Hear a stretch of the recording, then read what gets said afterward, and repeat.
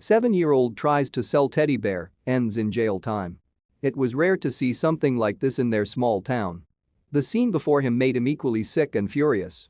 It took all his strength just to stand there and not run out. He had watched the events unfold, but nothing had prepared him for this. All he could do now was be strong. Officer Steve Dunham of Franklin, Ohio, was driving along his normal patrol route. For him, being a policeman wasn't just about writing tickets and pulling over speeders. He proudly admitted he was the cliché of someone who wanted to make a difference with his job. He looked for ways to really help. One day, he found exactly that. Down a littered alley, he spotted a young boy who couldn't have been older than 7 or 8.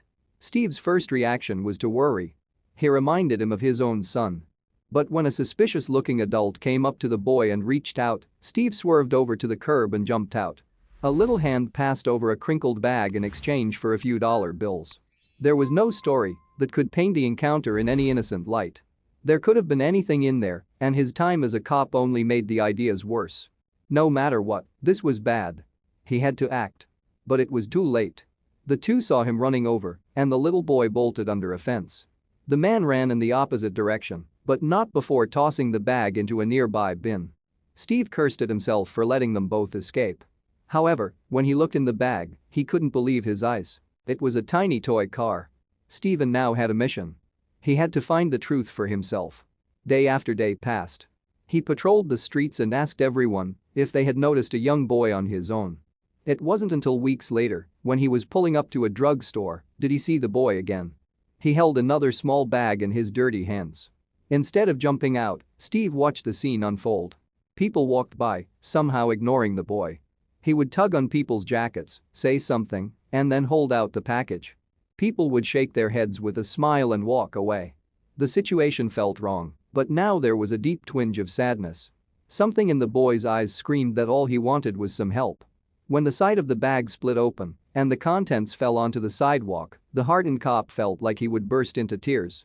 This time, instead of running up, he casually strolled to the store, pretending not to see the boy. The child tugged Steve on the jacket. "Excuse me, sir," he asked. "Would you like to buy this?" Steve melted inside. "Why do you need to sell that? Don't you want to keep it?" The boy looked at the matted teddy bear and shrugged. "What do you need the money for?" Steve asked. "Food." Steve held his breath and clenched his hands into tight fists. It was the only way to hold back the tears. He looked across the street and saw the first solution. It didn't take much, just the promise of all the boy could eat at the subway across the street. The boy was quiet at first, but Steve had experience with troubled boys. He knew exactly what to do, and it wasn't long until he got an address. Little did he know the huge disaster that was waiting for them.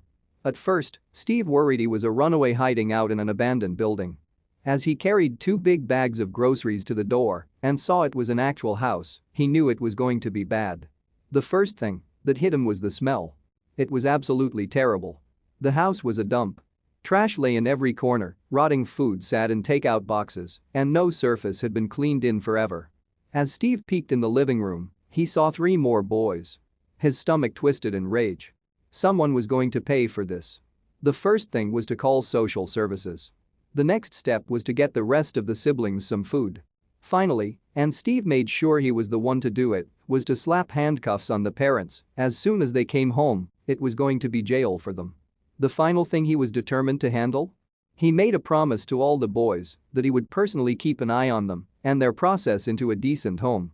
The world had dealt them a pretty hard hand.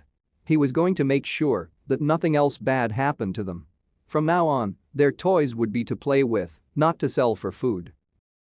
Thank you for watching this fantastic story. Please tap one of the 2 videos on your screen for another amazing wonder stories.